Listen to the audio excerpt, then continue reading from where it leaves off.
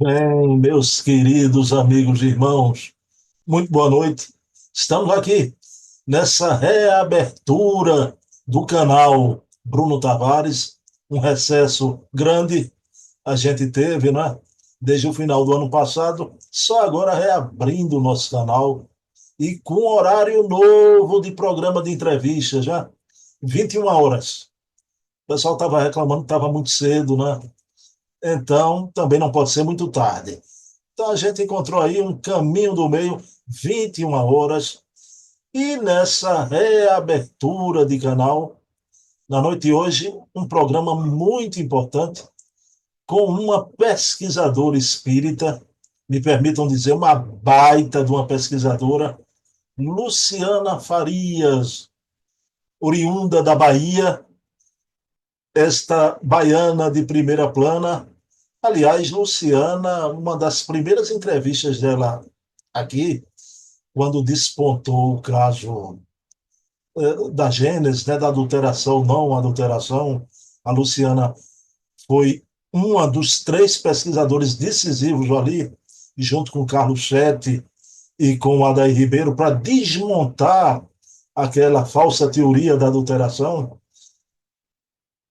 O programa que houve aqui com Luciana foi a primeira aparição de Luciana nesses canais de YouTube, né? Embora ela já era uma pesquisadora relevante, mas não aparecia nesses canais e eu e a Adair convidamos, ela topou e hoje Luciana vai em vários nichos, né? Então faz suas apresentações sempre com muita categoria. E na noite de hoje ela vai apresentar um trabalho de pesquisa que ela apresentou no ENLIP, no encontro da Liga dos Pesquisadores Espíritas, né? Um trabalho muito importante que trata da singularidade da obra O Evangelho segundo o Espiritismo, ou as singularidades da obra O Evangelho segundo o Espiritismo. Então, será uma noite muito produtiva para todos nós e que só resta nos agradecer, né, a Deus por essa oportunidade. Mas vamos elevar o pensamento a Deus, agradecer ao nosso Pai de bondade infinita por mais essa oportunidade de estarmos aqui juntos com Luciana, desenvolvendo esse trabalho através de uma live, mas ressaltando o trabalho maior, que é o trabalho da pesquisa espírita. No caso, a pesquisa de Luciana Farias, que tanto tem contribuído para ampliar a visão da importância do espiritismo no Brasil e no mundo. Então, pedindo permissão a Jesus, a quem tudo devemos, iniciamos o nosso programa da noite de hoje. Pessoal, sem mais delongas, deixa eu colocar aqui essa baiana da gema, aqui essa querida amiga Luciana Farias, para conversar conosco 2 minutinhos. Bem, meus queridos amigos e irmãos, muito boa noite. Estamos aqui em mais um sábado de entrevistas, reabrindo o nosso canal e com um horário novo. Agora um horário nobre de 21 horas, já. Todo sábado, 21 horas, uma entrevista boa aqui. E na noite de hoje, eu já a entrevistei, mas eu entrevistei minha querida amiga com outros amigos, já sempre com os marmanjos. Hoje eu estou sozinho com ela aqui, que é Luciana Farias, pesquisadora. Posso dizer assim, não é? Escritora também. Ela é coautora da obra, não é? A Gênese da Polêmica aos Fatos, né? A quinta edição de A Gênese da Polêmica aos Fatos, junto com a Adair Ribeiro e Carlos Sete Bastos. E ela é a CEO, a curadora, não é? Do Obras de Kardec. A gente vai saber hoje aqui do que é o Obras de Kardec. Está inserido no que Luciana vai trazer aqui, não é? Mas minha amiga Luciana, quanto tempo? Luciana não se encontra na Bahia, ela é baiana, ela se encontra em Brasília nesse momento, a capital do nosso país. Luciana, tudo bom? Como é que vai você? Boa noite. Boa noite, Bruno. Boa noite a todos que estão aqui nos assistindo e que vão nos assistir na gravação. É uma alegria estar aqui. Eu acabei de voltar, né, de Salvador, da minha terra, para recalibrar o sotaque, né? Passei as festas de fim de ano e vamos começar agora o ano com essa alegre apresentação sobre o Evangelho segundo o Espiritismo. Vão ser três programas. Bruno falou sobre o programa de hoje, mas eu vou convidar todo mundo para maratonar com a gente essa série de 3 episódios, todas as três sobre aspectos diferentes do Evangelho segundo o Espiritismo. E deixa eu colocar aqui uma coisa muito importante, né? Eu não vou dizer que eu sou pai de Luciana Farias, que eu não sou. Mas eu tenho que dizer que a primeira aparição de Luciana em live, através, né, do meu querido Adair Ribeiro, né? A gente trouxe Luciana para cá, né? Foi a primeira vez, né? E eu vou te dizer uma coisa só hoje, viu, Luciana? Quem dedurou para eu tocar no seu nome foi o nosso estimado amigo Eri Lopes, lá atrás, viu? Foi o Eri que disse, Bruno, olha, o Obras Kardec é de uma pesquisadora, Luciana Farias. Eu, opa, aí eu coloquei de supetão, a daí teve que declinar o nome, não é? Luciana, mas só uma curiosidade, você sendo da Bahia, você alguma vez já viu palestrar Divaldo Pereira Franco presencialmente? Já. Eu tive esse prazer. Para mim, o Divaldo é uma pessoa que irradia uma energia de paz e harmonia nos momentos em que ele está, por exemplo, com Joana e falando sobre o Espiritismo, né? Foram os momentos em que eu busquei ele. E as 3 vezes que eu assisti ele presencialmente foram em Brasília, não foram em Salvador. Uma baiana espírita não ter visto e ouvido Divaldo Franco seria um pecado imperdoável, né? Ainda bem você não tem esse. Bom, pessoal, vamos iniciar o nosso programa. Luciana vai fazer uma breve apresentação aqui em PowerPoint, mas uma coisa muito clara. Luciana é muito dinâmica. E também, depois da apresentação, eu vou fazer umas 3 perguntinhas rápidas à Luciana. Mas, Lu, antes de você apresentar a tua pesquisa, que teve origem lá no Enlip, né? Primeira vez que você apresentou esse trabalho. Luciana, nesses 3 episódios, vai trazer trabalhos que ela compartilhou. O esforço de pesquisa não foi só dela, outros amigos pesquisadores. Mas esse episódio de hoje, esse trabalho de pesquisa, a singularidade do Evangelho segundo o Espiritismo. Luciana, o seu parceiro de trabalho é um tal pesquisador aí, um tal de Luiz Jorge Lira Neto, né? Quem é esse, hein, Luciana Farias?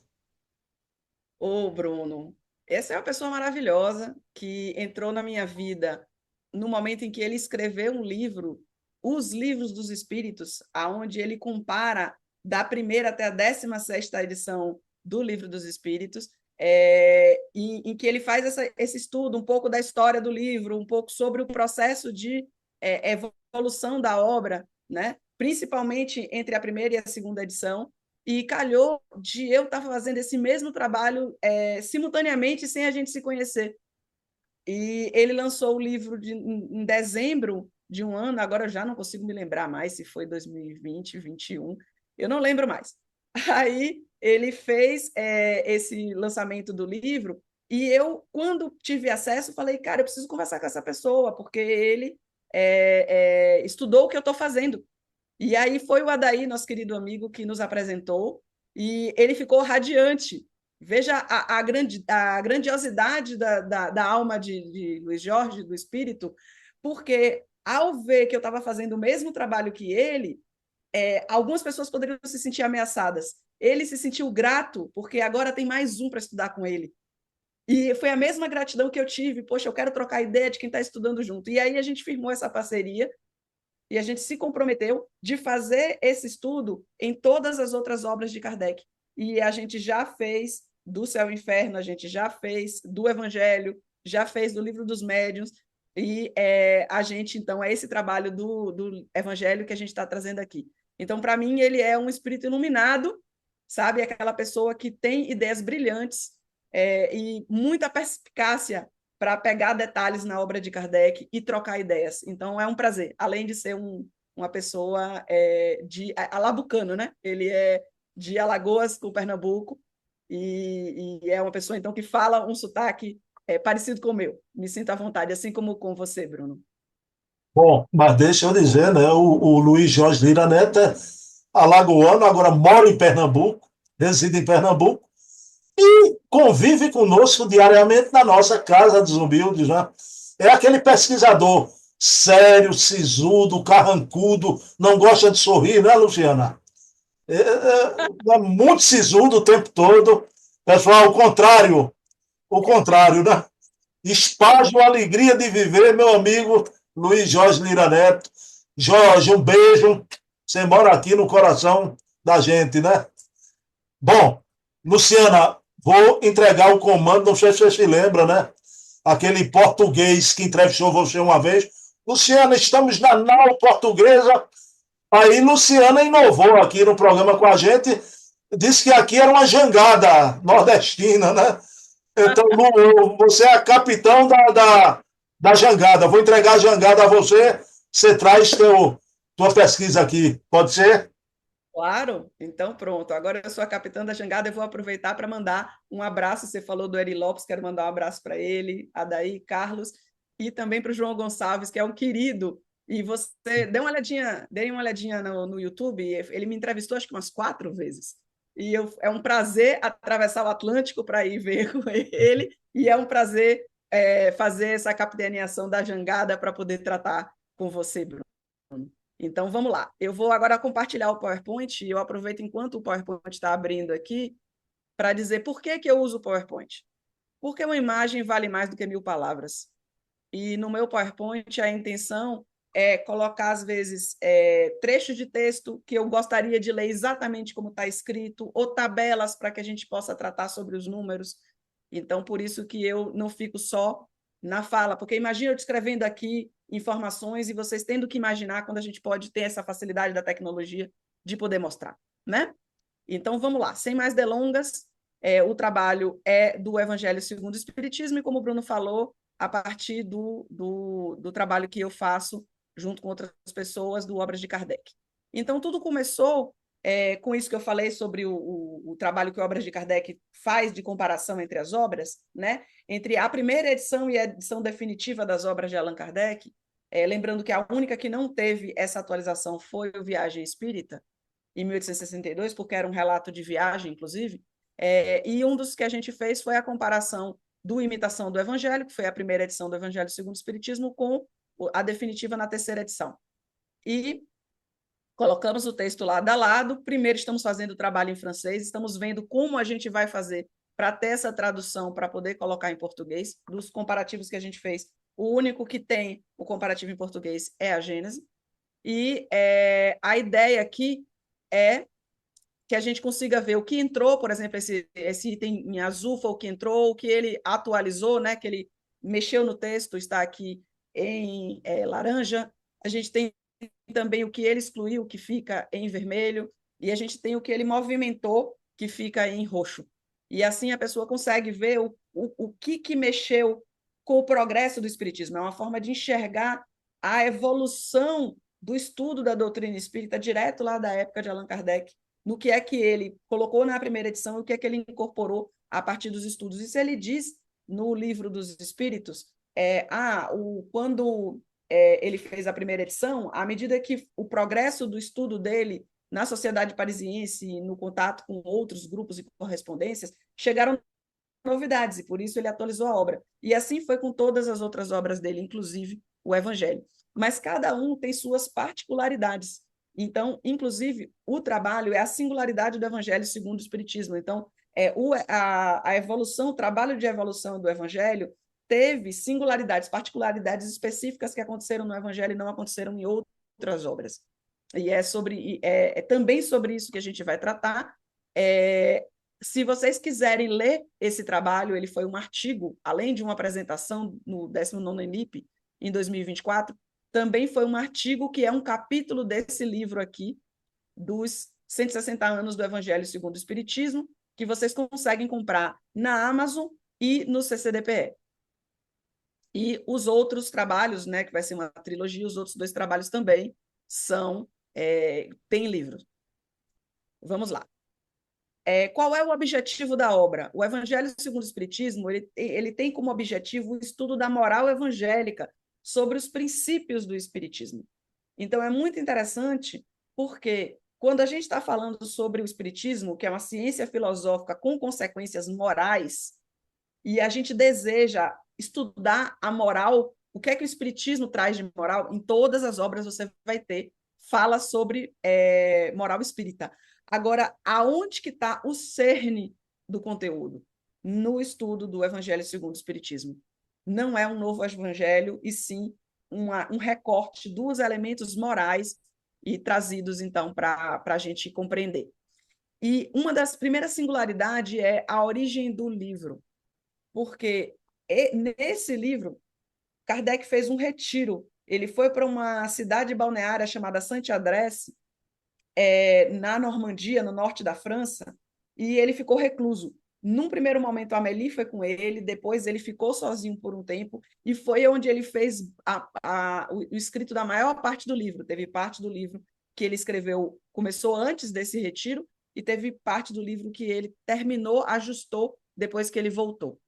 E se fala muito, Kardec é médium, Kardec não é médium. Bem, todos nós somos médiuns intuitivos, certo? Então, esse também era uma das coisas que Kardec, obviamente, se utilizou bastante. Então, a ação do espírito sobre a obra foi que o seu cérebro percebia as inspirações, os conselhos ocultos. A obra foi elaborada em comum acordo com os espíritos, necessitava de recolhimento e insulamento sagrado.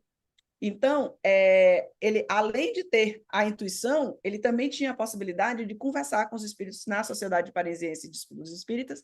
Então, não foi só algo que o processo de desenvolvimento da obra não foi só algo que ele ouviu, ele digamos assim, baseou exclusivamente na sua intuição. Ele também teve conversa com os espíritos. Isso a gente vai ver no terceiro programa. E como é que fica o livro no plano das obras fundamentais? Existia um plano das obras? Sim. A gente viu no manuscrito, né, na comunicação com o Espírito de Verdade, 5 de março de 1865, no final do manuscrito tem um plano de obras que Kardec estava previsto para ele escrever, e ele não cumpriu o plano todo, ele desencarnou antes. Existia a chamada parte científica, que eram 3 livros, ele só escreveu 2, e a parte aplicada, aonde um dos livros se chamava, né, a sugestão para o livro era a Moral do Evangelho segundo o Espiritismo. Particularmente, eu gosto muito desse título, eu preferia que tivesse ficado, mas isso aqui é um adianto do nosso terceiro programa, onde a gente vai tratar sobre os títulos da obra. Já dei um spoiler aqui, mas aguardem o terceiro programa. Então, do que se tratava, né? O trabalho, o plano das obras fundamentais. Na parte aplicada, foi um estudo crítico do Evangelho, certo? Aonde a gente vê aqui a Gênese, o céu e o inferno e o Evangelho segundo o Espiritismo. Então, a gente pode dividir em os atos comuns da vida do Cristo, que Ernest Renan escreveu numa época, né, contemporânea de Kardec. Os milagres e as profecias foram parar na Gênese. As palavras que serviam para o estabelecimento dos dogmas da igreja foi parar no céu e inferno, e o ensino moral, que é o Evangelho segundo o Espiritismo. E essas 5 partes aqui, elas correspondem ao que aparece na introdução como 5 partes, em que o próprio Kardec divide, né, o Evangelho nessas 5 partes. E ele preferiu não se adentrar à primeira, e ele começou com a parte moral, que era a parte mais importante do estudo. Palavras do próprio Kardec. Então, na folha de rosto, ele desdobra o conteúdo em 3 partes. Uma característica que Kardec tinha é a folha de rosto, ela continha um resumo da obra. Então, ele dizia o que é que tinha, né, dentro do conteúdo. A explicação das máximas do Cristo, sua concordância com o Espiritismo e sua aplicação às diversas situações da vida. Então, os textos da Bíblia selecionados por máximas de caráter universal, eram as máximas de Cristo. As dissertações de Kardec sobre o tema do ponto de vista do Espiritismo era a concordância do Espiritismo. E as mensagens instrutivas dos Espíritos referentes ao assunto de cada capítulo era a aplicação nas diversas situações da vida. E assim, é que essa obra tem uma estrutura diferenciada da estrutura das outras obras. Mais uma singularidade do Evangelho. Quando a gente compara a primeira com a terceira edição, a primeira tem o texto inicial e a terceira tem a evolução da obra, a gente vê uma característica interessante. Se a gente olhar do ponto de vista dos capítulos, a primeira edição tinha um 25 e a terceira tinha um 28. A gente pensa, opa, então entrou 3 conteúdos novos. Seria a análise se a pessoa tivesse apenas olhando o índice da obra. Então, cresceu a obra. Mas a gente olha em termos de total de páginas, ela aumentou em 2 páginas. Como é que pode isso? E em quantidade de itens, passou de 420 itens a 476. A gente sabe que Kardec numerava, né, dividia em blocos os itens. Aí, o que foi que aconteceu? A gente vai ver mais para frente ainda aqui na apresentação que ele rediagramou a obra. Então, daí porque parece que a obra cresceu, no entanto, é o mesmo conteúdo com algumas inserções e algumas retiradas. Teve texto que saiu. Para que ele pudesse inserir itens novos, alguns conteúdos foram retirados. Essa é uma característica das obras de Kardec. E a gente vê aqui que aumentou as dissertações, aumentaram as instruções dos espíritos e diminuíram as preces. Olha que interessante. Então foi retirado preces. Vamos lá. Outra singularidade da obra de Kardec é que todo mundo fala, Kardec usou a Bíblia de Saci. Quem para estudar, quem para observar esse tipo de informação, muitas pessoas leem e nem se preocupam em olhar qual é a referência da Bíblia que Kardec usou. O próprio Kardec falou que ele usou a Bíblia de Saci, também conhecida como Bíblia de Port-Royal. E é uma tradução francesa da Bíblia Católica, né? E o que é interessante nessa história? A gente vê que ele utilizou mais 3 outras Bíblias. Uma Bíblia de Osterwald, da Bíblia de Calvino, Lamennais, teólogo católico, e a Bíblia da Igreja Grega, ou Septuaginta, que é a utilizada pelos cristãos de língua grega. O que acontece? Quando eu passo esse tipo de informação, as pessoas podem dizer, não, por que Kardec ia usar várias Bíblias? Kardec usou uma, trazendo um pouco, né, puxando um gancho, já que Bruno falou sobre o meu trabalho com o Adair e o Carlos Sete, a Gênese de Allan Kardec, da polêmica aos fatos, existem pessoas criando polêmica do que quando Kardec atualizou a obra na Gênese, no Céu e Inferno, na verdade não foi Kardec, foram outras pessoas. Aí as pessoas olham aqui, se tivesse todo mundo com um holofote, Kardec mexeu, olha, Kardec queria só uma Bíblia e na verdade usou 4. Vamos com calma nesse aspecto, vamos ver que Kardec pode sim ter um padrão e fugir do próprio padrão nas obras dele. Aqui é um exemplo. Então, eu recomendo vocês a leitura, né, nessa história da Gênese de Allan Kardec e da polêmica aos fatos, não só para saber sobre por que não houve adulteração da Gênese, como também para conhecer o trabalho de Kardec, de evoluir a obra, de como que ele fez para, como é que diz, a escrita da primeira, a atualização, como era o modus operandi de Kardec, como era o diálogo de Kardec com os espíritos. A gente traz tudo isso nessa obra, está disponível na Amazon e na Sociedade Espírita Primavera. Mas chega de merchan, vamos voltar aqui para a apresentação. Então, a citação dos textos bíblicos, ele basicamente se ancorou em Mateus. 74 das citações são de Mateus, 31 de Lucas e 17 de Marcos. Então, Mateus foi a principal fonte e ele também, em algumas situações, ele colocava também citações de outros, né, para corroborar Marcos e Lucas. Porque a gente sabe que os evangelhos eles têm passagens semelhantes, contadas com pequenas modificações entre eles. Outra característica que a gente vê existe um grande uso do Sermão da Montanha na obra O Evangelho segundo o Espiritismo, que é onde tem muito ensinamento moral. E, basicamente, ele não tem Marcos, tem Mateus e Lucas, e ele usou 3 capítulos de Mateus e 1 capítulo de Lucas para falar sobre o Sermão da Montanha. Então, ele usou muito, ele usou quase o capítulo 7 de Mateus todo, a maior parte, e trouxe Lucas. Então, a fonte de Mateus foi a principal fonte bebida, mas é só uma referência, porque depois, o que é que o Kardec trouxe e os espíritos trouxeram o Evangelho segundo o Espiritismo? O Evangelho é o ponto de partida mas a grande contribuição é a parte da análise segundo o Espiritismo, que é Kardec que faz com a sua dissertação, e o que é que os espíritos trazem para complementar o ensino e trazer uma facilidade, uma chave de leitura para a moral de Cristo, né? Esse é o ponto importante. E instruções dos espíritos. A gente vê que teve muito espírito falando. São Luís, que o Lira adora chamar de o xerife, né? Do Espiritismo, teve 11 instruções que são deles. Depois veio Santo Agostinho, e daí veio 5 do Espírito de Verdade, e daí tivemos vários outros, alguns que só contribuíram com uma informação. Tem as diversas cidades, concentrado em Paris e Bordeaux, mas tem as outras cidades também, em diversos anos. Isso são indícios em que a gente vê o controle universal acontecendo, dele recolhendo informações de vários locais, de vários espíritos, com diferentes médios, para ter a informação para a gente. Embora Kardec não fale sobre isso, a gente percebe na prática o controle universal acontecendo aqui em algum aspecto. De onde veio os textos? Da Revista Espírita, 18 artigos foram publicados inicialmente na Revista Espírita e depois colocados na obra. Então, isso é uma característica que a gente vê Kardec fazer em todas as obras dele.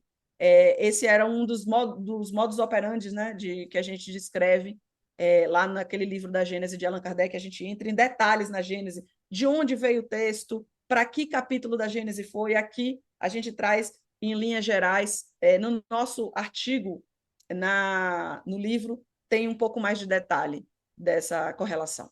Aqui não dá tempo da gente falar sobre tudo, é mais uma pescada né, uma passada de rede para pegar as informações principais e estimular vocês a se aprofundarem na pesquisa.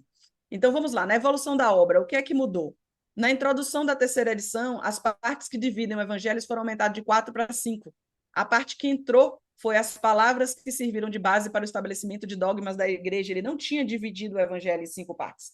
E quando ele colocou essas palavras que serviram de base para o estabelecimento dos dogmas da igreja, ele colocou justamente o conteúdo do céu e inferno. E o céu e inferno veio logo depois. Ele tinha dividido em 4 partes no evangelho. Depois ele escreveu o céu e o inferno, isso foi em 1864. Depois, em 1865, ele lançou o Céu e o Inferno, e em 1866 ele percebeu que existia essa parte que ele não tinha colocado no Evangelho, e ele mexeu na terceira edição do Evangelho para colocar essa divisão a mais, que foi da obra que ele tinha acabado de publicar. Na primeira edição, a numeração dos itens era sequencial do livro inteiro, começava do 1 e ia até 420, se eu não me engano. E na terceira edição, ele passou a reiniciar a numeração a cada capítulo. No índice da primeira edição constam vários subtítulos, então você pega o índice, tá o título da obra, o título do capítulo e diversos subitens, né, sobre quais eram os conteúdos que estavam sendo tratados lá dentro. E no corpo do livro ele não tinha feito essa divisão. E a tradução de Noleto da primeira edição do Evangelho, Noleto foi lá e encontrou a subdivisão e colocou o que Kardec não tinha feito ainda. Kardec só fez essa subdivisão na hora que ele, na terceira edição, terminou, fez a versão definitiva da obra, e ele mudou muitos subtítulos, que dá a impressão de que ele trouxe muito conteúdo novo. Na verdade, ele percebeu que ele tinha sido sucinto na divisão e ele foi mais detalhista na outra divisão. Na terceira edição, né, as matérias foram correlacionadas, eu já falei isso no item anterior. Na primeira edição, as passagens evangélicas estavam organizadas em bloco. Então, começava o capítulo, vinha o bloco das passagens evangélicas, depois tinha um textão de Kardec, e depois vinha instruções dos espíritos. Ele passou, na terceira edição, como ele subdividiu em assuntos, então tinha um subtítulo ali, botava a passagem daquele subtítulo, as colocações dele, e assim ele foi tratando a correlação mais próxima entre a passagem evangélica e o que ele estava falando. No geral, do capítulo 1 ao 12, a correspondência entre as edições. Então, basicamente, é capítulo, com algumas alterações de texto, tanto de inclusão quanto de supressão. A bagunça começa mais na frente, porque antes de eu chegar nessa bagunça, tem um item aqui. O capítulo 3, há muitas moradas na casa do meu pai. O capítulo 9, bem-aventurados são os mansos e pacíficos. E o capítulo 22, não separeis o que Deus uniu, eles são idênticos. Ele não mudou nada. entre a primeira e a terceira edição. No entanto, o que é que ele fez? Ele pegou o capítulo 25, Máximas Diversas, 24, Coletânea de Preces, e 23, Pedi e Obtereis, e rearranjou. Então, Kardec fazia modificações mais drásticas na obra. Máximas Diversas foi quebrada em 4 capítulos. A estranha moral, não ponhais a candeia debaixo do alqueire, buscai e achareis, dai de graça, o que de graça recebereis. O pedir e obtereis, ele basicamente mudou de lugar. Ele saiu, né, de 20, foi para 27 o que estava em 23. Então, esse capítulo não foi quebrado, só foi modificada a posição. E a coletânea de preces, ele tem o capítulo, né, Coletânea de Preces, que virou o último capítulo do livro. Ele já era, né, lá mais para o fim, ele continuou com o último. Ele não era o último antes, ele era o penúltimo, a Máximas Diversas era o último. E ele trouxe um pedaço dessa coletânea para um outro capítulo. E houve uma mudança, a gente vai falar no episódio 2 dessa série, né, que a gente está fazendo aqui do Evangelho, o programa do mês seguinte vai ser sobre um item que estava na coletânea de preces e que foi suprimido. E por isso, praticamente ninguém de vocês conhece esse item. Eu já estou fazendo aqui o spoiler, a chamadinha para vocês continuarem seguindo nossas apresentações. A coletânea de preces, ele tinha mais conteúdo e ele enxugou, você viu que diminuiu a quantidade de preces. Olha que interessante. Então, esse era Kardec. Vamos ver um exemplo aqui mais concreto, a supressão dos 4 últimos parágrafos da mensagem do Espírito Erasto. Missão dos Espíritas. A tradução de Noleto reintroduziu. Aí muita gente vai dizer que leu o livro da FEB, né, o Evangelho, né, traduzido na FEB, a versão mais recente, não a de Guilhom, a de Noleto, vai dizer, uai, mas isso está na edição definitiva. Noleto reintroduziu. E ele coloca uma nota de rodapé dizendo, olha, esse texto foi tirado, mas a gente acha que foi uma falha tipográfica. Pô, Noleto, desculpa, eu acho que você não deveria ter feito dessa forma. Você poderia ter feito um destaque, uma caixa de destaque, algo que provasse que aquele texto Kardec não deixou. Se foi questão tipográfica, Kardec revisou, ele teve acesso a essa edição de 1866, ele morreu 3 anos depois, então ele teve pleno tempo para ver que estaria faltando e reintroduzir se ele quisesse. Então, eu entendo que poderia ter trazido a tradução dessa parte na nota de rodapé, mas não deveria ter reintroduzido. O que é que eu fiz? Eu trouxe aqui um texto porque as pessoas falam, né? Peraí, suprimiu, só podia suprimir se fosse coisas ruins, é isso? E não, né? É uma coisa boa, e Kardec não suprimiria coisas, mensagens importantes, edificantes e relevantes para o meu entendimento do Espiritismo. Tem pessoas que pensam dessa forma. Mas, olha, Kardec fez 5 livros excelentes nas primeiras edições. Se a gente lê a primeira edição de qualquer um dos 5 livros dele, são conteúdos excelentes. E ele aprimorou ainda mais. E aqui eu trago uma supressão de um texto que eu achei que era interessante. Eu gostaria de ter lido, Noleto manteve para que eu pudesse ler, mas depois ele traduziu a primeira edição, um trabalho interessante. Eu gosto de valorizar o feito que são importantes.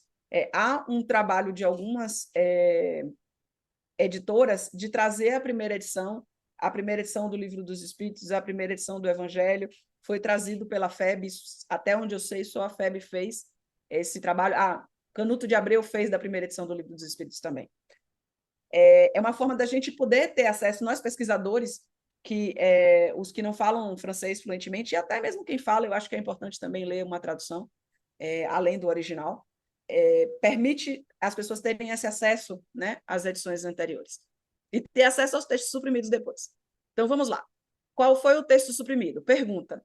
Se entre os chamados para o Espiritismo muitos se transviaram, por meio de que sinais reconhecemos os que se acham no bom caminho? Uma pergunta instigante, eu gostei. Resposta. Você vai reconhecer eles pelos princípios da verdadeira caridade que professarão e ensinarão. Você vai reconhecer pelo número de aflitos que levem consolo. Vocês vão reconhecer pelo seu amor ao próximo, pela sua abnegação, pelo seu desinteresse pessoal. Você vai reconhecer, finalmente, pelo triunfo de seus princípios, porque Deus quer o triunfo da sua lei.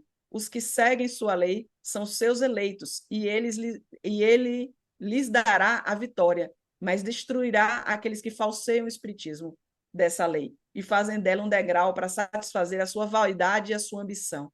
Erasto, anjo da guarda do médium. Uma das coisas que foi suprimido, inclusive, foi quem estava assinando. Paris, 1863. Então, olha que interessante, como você reconhecer os espíritas. Aqui uma lição direta dada por Erasto, Kardec tirou. Eu gostaria de ter lido isso na edição definitiva, mas é assim, é o autor que decide o que fica e o que não fica. Mas significa que eu precisaria desse trecho para poder saber essa informação? Não. Se eu ler outros trechos das obras de Kardec, eu consigo saber a importância do desinteresse pessoal, do triunfo dos seus princípios, mas isso talvez esteja fragmentado aqui, está de forma concisa, sucinta essa informação. E assim trabalha Kardec. E assim eu trago para vocês conhecerem. Mais um pouquinho da evolução da obra. Na terceira edição, os erros das citações bíblicas foram ajustados e foram acrescentadas referências de outras obras fundamentais do Espiritismo, no caso, o Céu e o Inferno, que na primeira edição não tinha. Foi colocada também, foi acrescentado referências a outras obras, como o Livro dos Médiuns e o Livro dos Espíritos, que ele percebeu a importância daquela referência, ele não tinha percebido na primeira vez, e aumentou as referências ao próprio livro, o Evangelho, dentro do próprio Evangelho. Incluiu 2 mensagens na terceira edição, uma de São Luís e outra do Espírito da Verdade, incluiu uma nota de André Pesani, de um livro de André Pesani, no capítulo da Estranha Moral, e introduziu também a análise da oração dominical, o Pai Nosso que estás nos céus, etc. Essa oração passou a ter comentários, né, na coletânea de preces, só na terceira edição. Na primeira estava só a prece seca, sem informações. E assim eu termino fazendo agora uma chamada para os 2 outros trabalhos.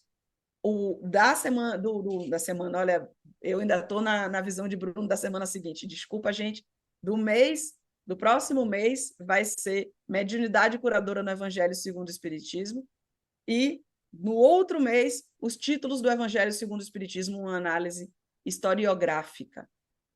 E assim eu termino essa sucinta apresentação, Bruno, e deixo aí para que você traga perguntas suas e do público que você quiser trazer. Luciana, tudo muito claro, agora tudo muito importante. Agora deixa eu tocar aqui 3 curiosidades, Lu. Eu era um dos que pensava que Kardec tinha se utilizado apenas da tradução de Saci, a Bíblia de Saci. Tá? Então veja bem.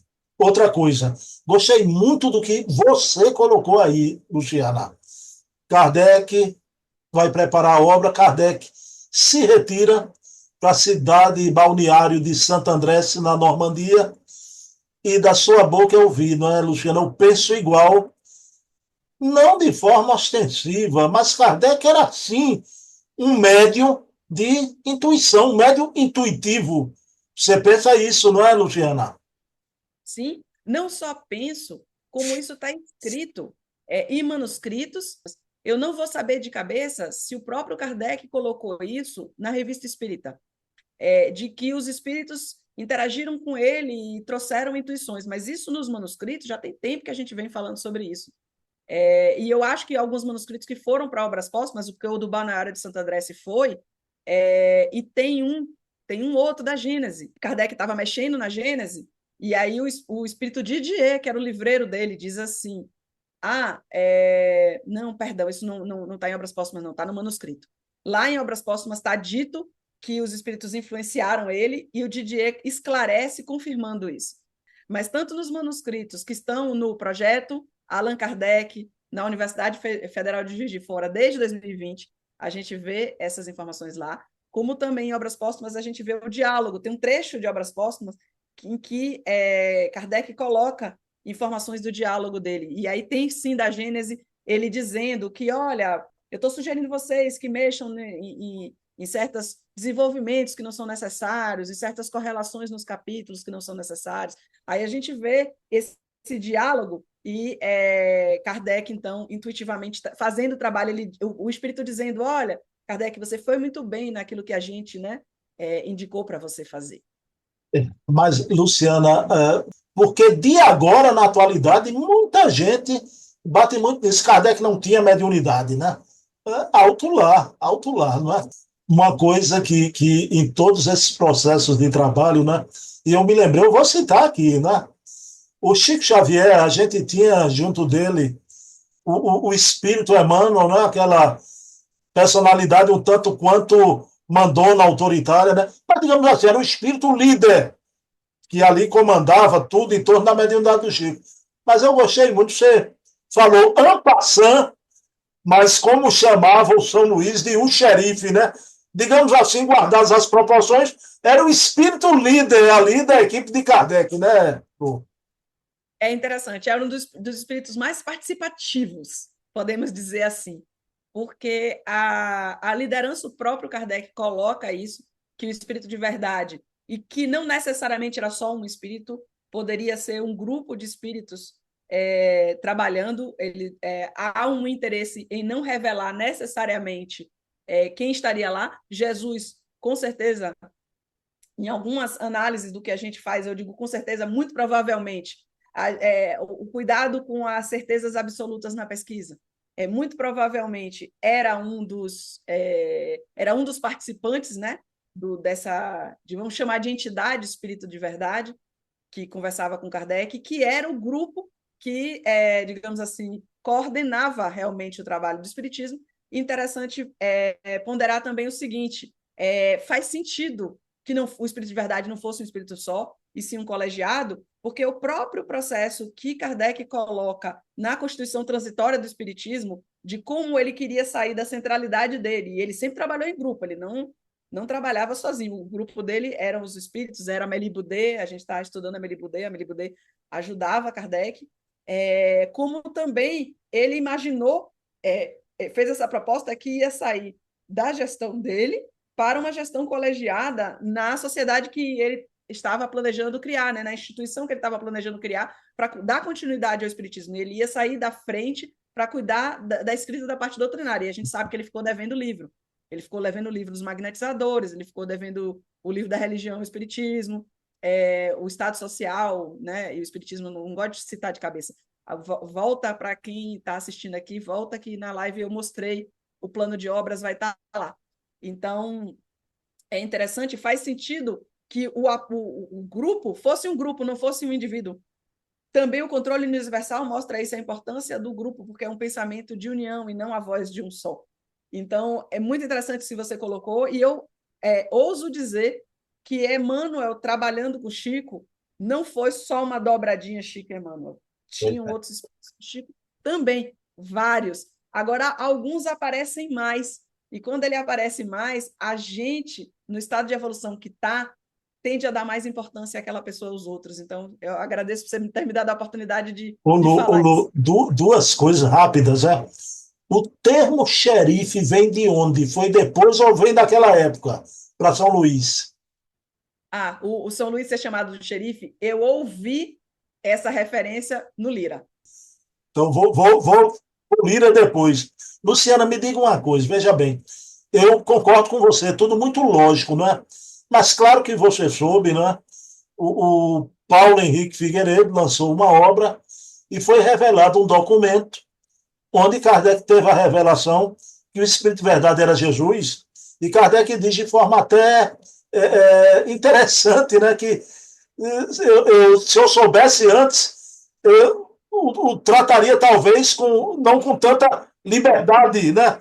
Então, e essa revelação, e isso aí não difere muito, né? Se ele foi a personalidade mesmo ou se era um conjunto, ao final de contas dá no mesmo, né, Lu? Muito boa colocação. Eu já adquiri o livro de Paulo, estou lendo, vou fazer uma análise crítica em algum momento mais à frente. Tem vários temas dentro do livro, não é só sobre isso. Um dos temas que ele trata é ainda a tese da adulteração e as É, argumentações de que a adulteração existe. Eu comprei o livro no intuito inicial de fazer essa leitura, e eu sempre leio as obras das outras pessoas. É uma característica minha, como pesquisador, eu preciso saber o que as pessoas estão falando e pegar o que tem de bom no trabalho das pessoas e fazer a minha contribuição naquilo que toca na minha pesquisa. Se há algo que eu estou pesquisando que o outro escreve também, ou fala em lives, eu assisto lives de pessoas que pensam diferente de mim, não só as que pensam igual. Kardec estimulava esse senso crítico. E então eu dei uma lida geral no livro. Um pesquisador é diferente de um leitor. O leitor pega o livro, lê do início ao fim, ponto, acabou. Muitas vezes. E às vezes nem lê do início ao fim, pula trechos. Um pesquisador, ele faz a leitura com estudo. Então, na hora que eu vou ler o livro, eu procuro todas as citações. Eu começo a ler o livro pelas referências bibliográficas. Então, Saber eu primeiro. deixa eu lhe dizer uma coisa que o Adair já revelou, né? Isso já foi exposto lá no CSI. O livro traz falhas até na questão da legislação da época, né? O Sim. livro traz falhas. Agora, o Já que eu que o queria te dizer, eu vou te dar a palavra, Lu. Eu vou te dar a palavra. O que eu queria te dizer é que, no tocante à mensagem do Espírito de Verdade Seja Jesus, isso é um documento e do próprio Kardec, né? Aí diferencia, não é da lavra do autor do livro, né? Digamos assim. o que é que eu observo? Duas coisas. Eu ainda não parei detidamente para olhar o manuscrito, ver como é que ele está escrito, em que contexto isso foi colocado. Porque uma das coisas que, para mim, eu sempre faço questão de falar às pessoas cuidado com a leitura sem contexto. Eu sempre dou o exemplo do poema de Fernando Pessoa, tudo vale a pena se a alma não é pequena. Se coloca essa frase, isso justifica mudar de cidade, isso justifica ter filho, isso justifica largar o seu emprego, porque tudo vale a pena se a alma não é pequena. E quando você lê o poema, né, onde a frase está colocada, ele estava falando sobre as grandes navegações. Valeu a pena ter as mães sofrido, perdido os filhos, as pessoas que se sacrificaram para poder Portugal sair de lá e vir conhecer essas terras, né? As terras já existiram, só vieram ter esse contato e criaram essa correlação e tudo que a gente conhece na história. Fernando Pessoa diz: tudo vale a pena se a alma não é pequena, dentro deste contexto, sobre as grandes navegações.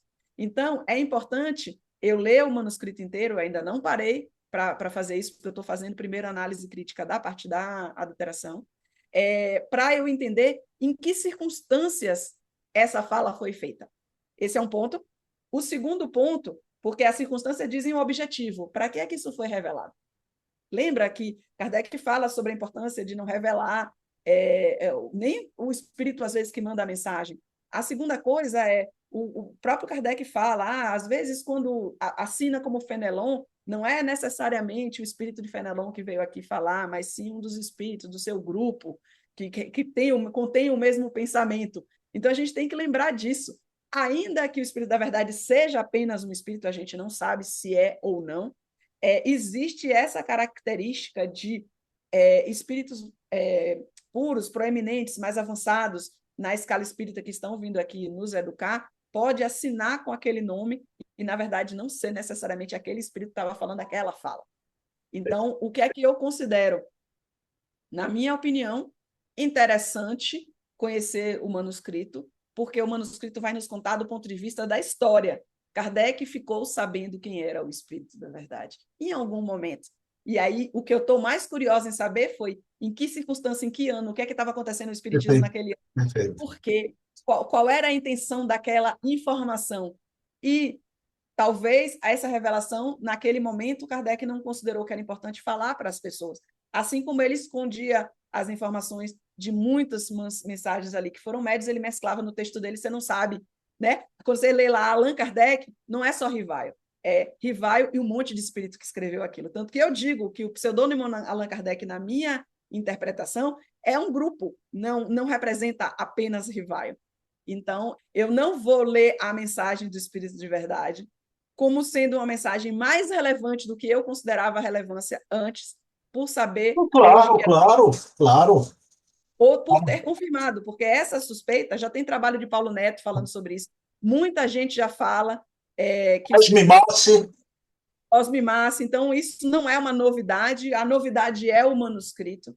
Esses manuscritos terem chegado a gente ajuda a trazer mais informações sobre a história do espiritismo, nos dá uma confirmação, às vezes, de algo que a gente só tinha suspeita, e é assim que eu estou encarando Perfeito, essa. perfeito. Bom, inclusive, bom você falar, o Lira dá a opinião que o documento não trouxe nada para a convicção dele, que ele já achava isso. Agora, para mim, Luciano, o que você disse é muito lógico. Agora, Sendo individualmente ou no contexto de um grupo, para mim o importante é que Jesus estava por ali, né? Considere, foi um raciocínio, simplesmente um raciocínio lógico, aquela questão da razão e do bom senso que Kardec fala. Quando a gente vê Kardec falando sobre uma mensagem de Aragô, Aragô está do lado, falando uma mensagem de Aragô Espírito. Aragô, inclusive, tem comunicações com Kardec dizendo: olha, eu vi o que você fez com minha mensagem anterior. Isso vocês veem lá no nosso livro, A Gênese de Allan Kardec, da Polêmica aos Fatos. Aragô dialogando com Kardec com coisas que Kardec escreveu. Aragô falando sobre coisas que Galileu escreveu. Galileu voltando em espírito para falar sobre textos que Flammarion tinha, como é que diz, psicografado como Galileu, e Delian aparece como Galileu aparece por intermédio de Delian falando. Então, os espíritos estavam sempre ali. Considere o seguinte: a fala de Jesus não foi nem Jesus que escreveu, porque a Bíblia ela não foi escrita por Jesus. Ponto número 1. Ponto número 2.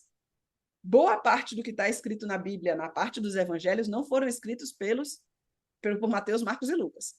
Foram escritos por pessoas depois. Né? Aí você tem textos que se atribuem a Paulo, se você vai do ponto de vista da história. Historiadores fazendo análise do texto antigo. Então, não é nem a voz desses 3 discípulos que está falando lá. É uma coisa que aconteceu com um século e pouco, em que o conteúdo veio escrito. Mas de quem é a mensagem? As mensagens são de Jesus.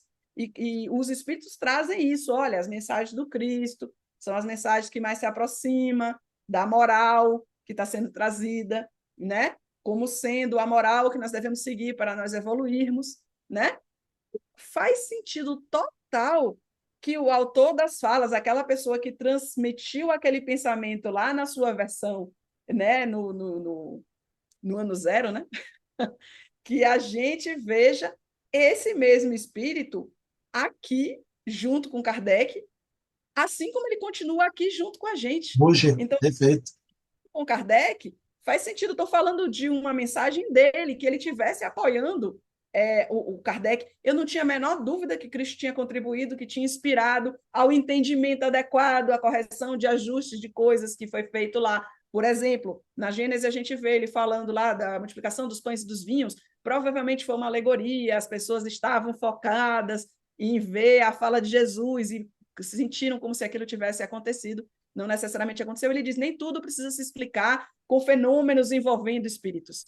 Então, faz todo sentido que Jesus estivesse lá junto para referendar. Assim como quando a gente está aqui e a gente pede uma orientação, Jesus me oriente para fazer isso, a gente espera que Jesus venha nos atender. Pois é. Por Pois é.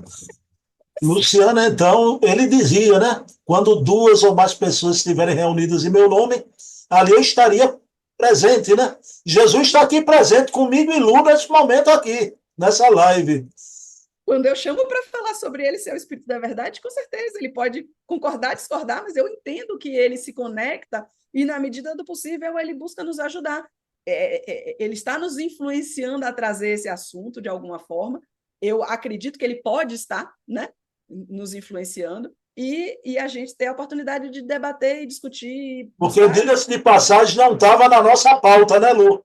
Nenhuma, não. A gente Não. conversou um pouco antes da live e a gente nem tinha tocado nesse assunto, e isso surgiu naturalmente. Vamos lá. Mas, Luciana, aí vamos para o que você apresentou.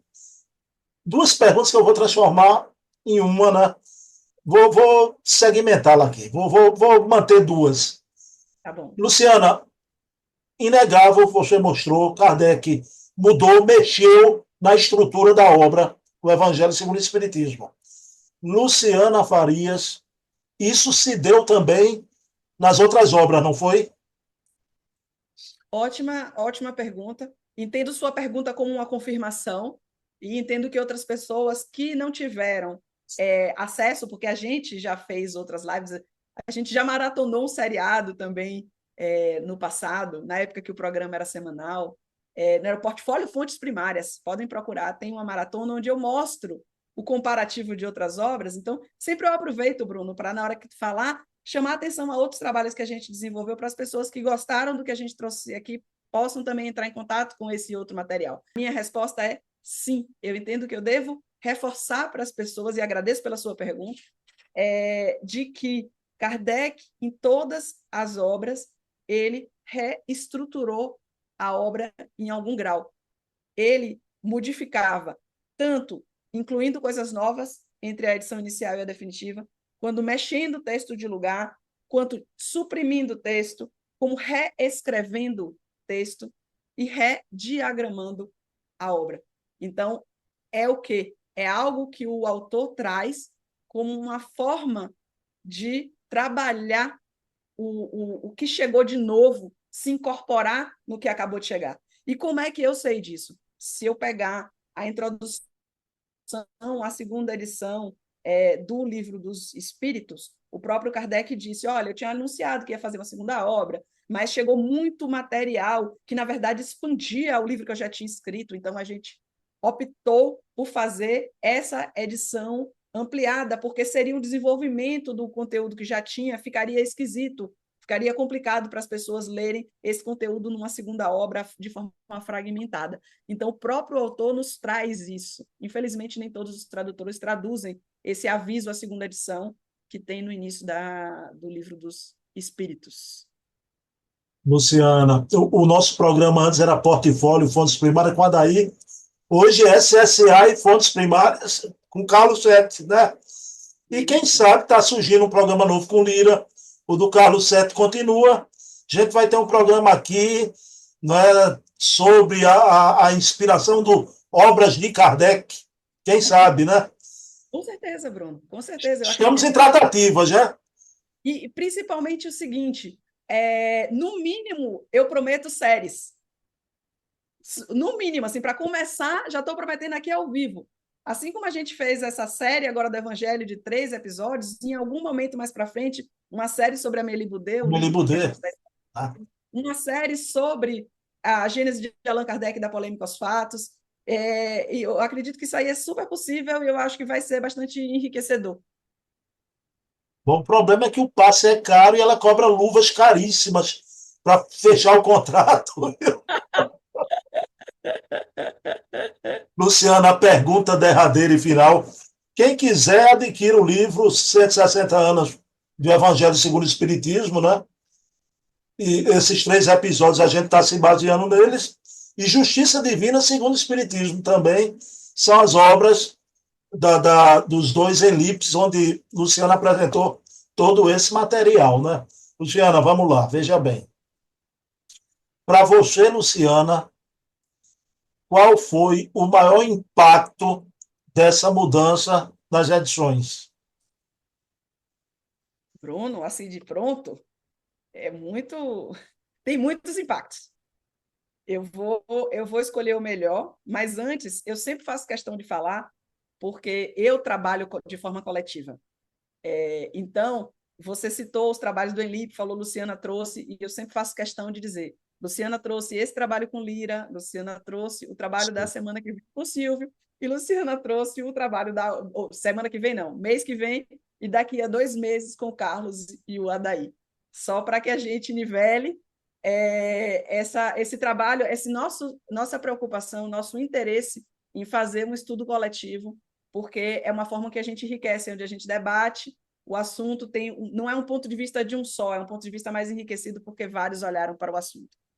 E além de que, se vocês adquirirem esses livros, tem também artigos de outras pessoas, como Alexandre Fontes da Fonseca, como Marco Milani. Se eu não estou enganada, talvez nesses aí tenha algum do Jader, do Humberto Schubert, é porque foram muitos anos que a gente participou do Enlip e eu não sei mais dizer de que livro tem que autor, mas comprem as séries do Enlip que vocês vão ter acesso a todas essas pessoas. Então, eu devo dizer que o que eu considero, né? E aí é uma opinião. Tem coisas na pesquisa que eu olho e digo, ó, isso aqui, está escrito aqui, quem escreveu foi fulano, fulano assinou e falou isso, então essa é a opinião da pessoa. E aí eu consigo trazer fatos. Em algumas situações, o que eu posso trazer é o meu ponto de vista, que é apenas a minha opinião. Então, o que eu considero mais importante na evolução da obra é o caráter didático do trabalho de Kardec. E eu ouso dizer que esse caráter didático puxa a segunda importância dessa atualização da obra, né, que é o progresso da doutrina. Algumas pessoas podem dizer assim, eu considero o progresso da doutrina mais importante do caráter didático, mas não tem como ter uma coisa sem a outra. Por isso, você fez a pergunta, o mais importante, e eu vou pedir para que eu possa trazer dois mais importantes, coligados, intimamente relacionados. Então, Kardec era um educador, Kardec Rivaio, né? Antes de ser Kardec, trabalhou com publicação de livros para que as pessoas pudessem aprender conteúdos da ciência da época, né? Eu não vou entrar no mérito agora, porque o importante é que, dentro do processo de ser educador, ele tinha uma preocupação muito grande com a transmissão do conhecimento. Não adianta a gente ser rico na informação, mas na hora de transmitir o conhecimento, não ficar claro, não ficar legível, não ficar entendível, não ficar lógico, porque aquilo ali vai ficar um casulo com um monte de gente dizendo o que entendeu do que o cara falou e não necessariamente chegando no âmago do que foi dito. Então, é uma preocupação que Kardec tinha, e a gente vê claramente, quando a gente vê nesse livro do Evangelho, ele aumentar em 3 capítulos e aumentar apenas 2 páginas. Ao pegar, ainda não está disponível no Obras de Kardec, a gente está trabalhando, porque são muitas minúcias. O Evangelho segundo o Espiritismo foi um livro que deu mais trabalho. Ele e o livro dos médiuns, nenhum dos dois, a gente já fez o comparativo e a gente ainda não publicou, porque precisa de ainda muita revisão, ajuste, detalhe, para que fique claro o trabalho de Kardec de movimentação do conteúdo. E a gente vê muito claramente como aumentou muito pouco em termos de informação, mas aumentou muito em termos de clareza, só colocar um subtítulo e chamar a atenção do que é que aquele conteúdo representava. Então, em todo o trabalho de Kardec, de evolução das obras, o didatismo foi preponderante, a ponto dele não ter o menor receio de pegar um capítulo e fazer bum, e explodir em 4. Assim como na Gênese, ele pegou um capítulo que tinha um conjunto de informações, chegou um conteúdo novo, para mesclar esse conteúdo novo, ele não teve a menor preocupação, foi o último capítulo, os tempos são chegados, ele não teve o menor receio de reescrever um texto que estava muito bem escrito, e às vezes tirar uma informação e fazer uma nova lógica, costurando com a informação nova que ele tinha recebido. Inclusive, texto de Aragão, um dos textos que entrou. Aí, eu digo a você, junto com o didatismo, tinha a preocupação em trazer o progresso do Espiritismo. Então, a evolução da obra visava trazer a novidade. E ele, então, costurou magistralmente as novidades de tal forma que as obras cresceram. Ele não colocou em capítulos apartados, essa é a novidade, ou ele não veio com o texto que estava escrito e simplesmente plantou a novidade. Ele reescreveu, ele teve o cuidado de reescrever vários trechos do livro dele para que aquela novidade aparecesse como se ela sempre estivesse ali. E para isso eu tiro o chapéu a Allan Kardec, a Rivaio, na verdade, o ser humano que está por trás do trabalho que a gente conhece por Allan Kardec. E eu digo uma coisa também que pode parecer estranho para algumas pessoas. Não é um mérito só dele. Trabalhar de forma didática e fazer essas costuras é um mérito de milhares de autores. O bom autor trabalha assim. É assim que a gente olha para uma obra e vê que é uma obra de um bom autor. E aí a gente só confirma que Rivaio era, assim como outros, um excelente autor. E que ele pôde trazer, pelo pseudônimo de Allan Kardec, obras muito bem amarradas, onde não fica aparecendo costura, como a gente às vezes lê em alguns livros, e a gente vê as costuras e a gente não tira o mérito dos outros autores. Eu não estou falando isso para separar esse é bom, esse é ruim. Porque quando a gente fala dos bons, as pessoas automaticamente trazem os ruins. Quem não é bom, então é ruim. Não, eu não considero dessa forma. Cada um tem o seu progresso no aprendizado de qualquer coisa. Ser autor de livro é uma profissão, é um trabalho feito, né? Remunerado ou não remunerado, e as pessoas estão no seu progresso de aprender a fazer isso e estão dando cada um o seu melhor. Então, em alguns livros, a gente não percebe tal fluidez que a gente vê em outros. e a gente considerar que aquele autor não conseguiu ainda transmitir o conhecimento de forma tão clara. Então, eu queria terminar, né? Eu não sei se você tem mais perguntas, mas eu queria terminar fazendo um reconhecimento a todos os seres humanos que dedicaram as suas vidas para serem autores de livro, pois eles obtiveram conhecimento para si, para o seu grupo, e consideraram muito relevante deixar isso para a humanidade. Ainda que alguns livros contenham conteúdo que hoje é ultrapassado, eles foram um degrau para que o debate acontecesse. E é essa a relevância que eu enxergo. Bom, eu não tenho mais perguntas, né? Só tenho agradecimento. E já que você falou em tantos autores, deixa uma brechinha só, a parte pequenininha, para quem dá voz aos autores da pesquisa, né? A gente que faz as lives, né? Eu, Ah, Eric e tantos outros aí, o Gonçalves, né? A gente tá. Luciano, eu faço um pedido a Deus, viu? Você sabe que meu canal, o foco dele é historiografia e memória. Eu acho muito engraçado porque esse canal, quando surgiu, eu tinha um programinha comigo mesmo, né? Túnel do Tempo Espírita. Você vê que eu já trazia uma coisa, um gosto por isso. Quando eu conheci esse pessoal, Luciana, eu gosto tanto desses pesquisadores, você inserida, eu digo assim, como a gente diz aqui no Recife, eu gosto tanto que dói, de tanto gostar, né? Então, é uma honra, um prazer, não é? Uma admiração muito grande. Se eu fosse pedir a Deus, eu acho que com essas lives eu estou tendo um curso, não é? Eu estou fazendo um doutorado para futuramente, na futura reencarnação, eu começar a ensaiar no campo da pesquisa. Um desejo que eu tenho é ser pesquisador na próxima encarnação, viu? Tá bom? Luciana, um prazer. Vou pedir a você para a gente ter aqui no nosso programa, né, uma prece para finalizar o trabalho, uma prece com sotaque baiano, pode ser? claro, farei com prazer. Mas como aqui é muito mais um bate-papo, né, do que uma simples entrevista, eu queria aproveitar esse último comentário que você fez para poder falar um pouquinho sobre isso, sobre como é rico a gente ter essas várias pessoas que você traz aqui no seu programa para abrir, né, abrir o baú, né? Você chamou de túnel do tempo, para mim tem muito a ver também como baú, e poder escarafunchar e trazer luz a essas memórias que ficam guardadas. Eu queria dar um beijo e o meu carinho especial para Ana Maria Miranda, porque o pai dela é incrível e ela é incrível também como filha por vir se dedicar a falar sobre o pai dela aqui no programa.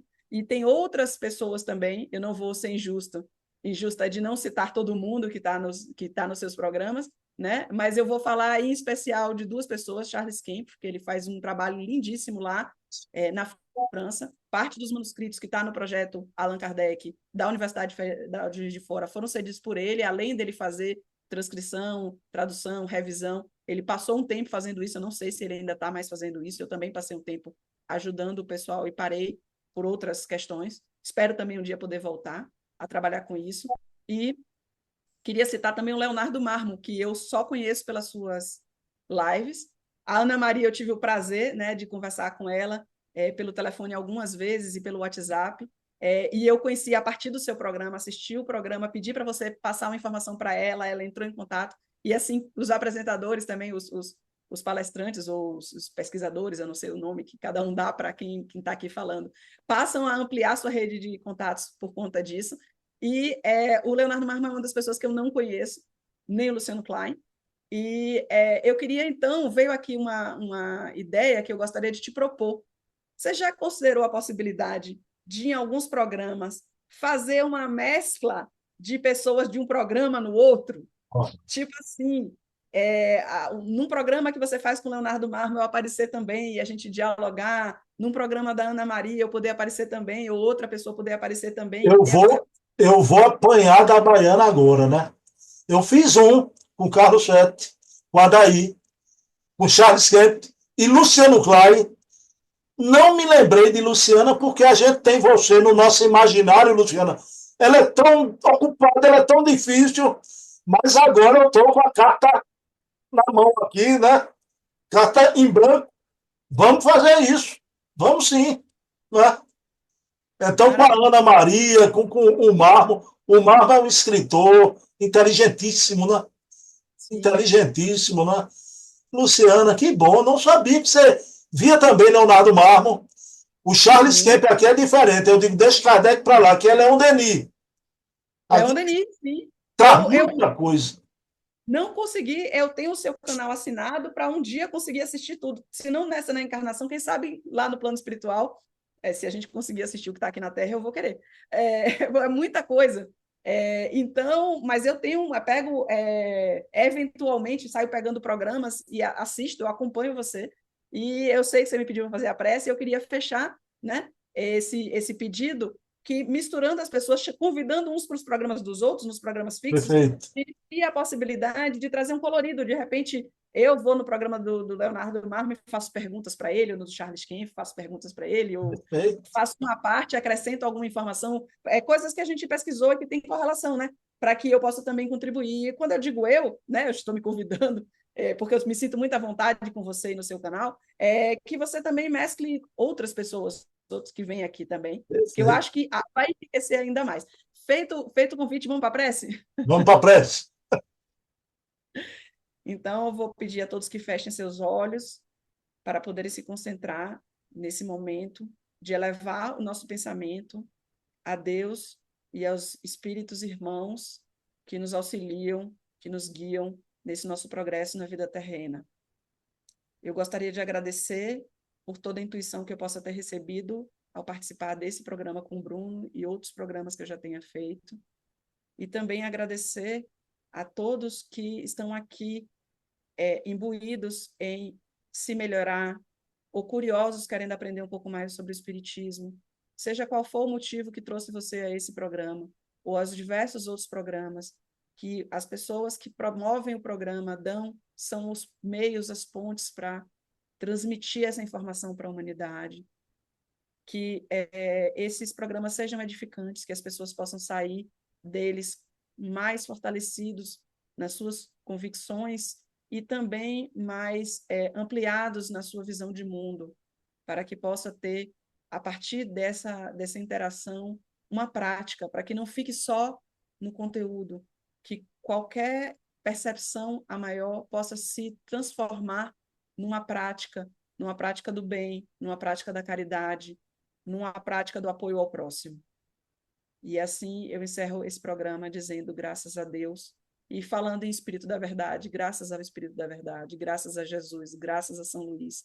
Eu agradeço, dou graças a todos esses espíritos que nos inspiraram e que vieram antes de nós mostrando que esse caminho é possível. E assim seja. Bem, meus queridos amigos e irmãos, encerrando o programa, homenageando Luciano, eu me lembrei do grande Dorival Caymmi, né?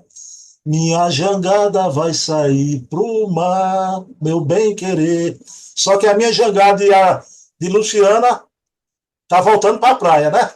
Vamos voltar para a praia. Lu, abração, até o mês que vem, até para o mês, viu? Grande beijo. Tchau, tchau.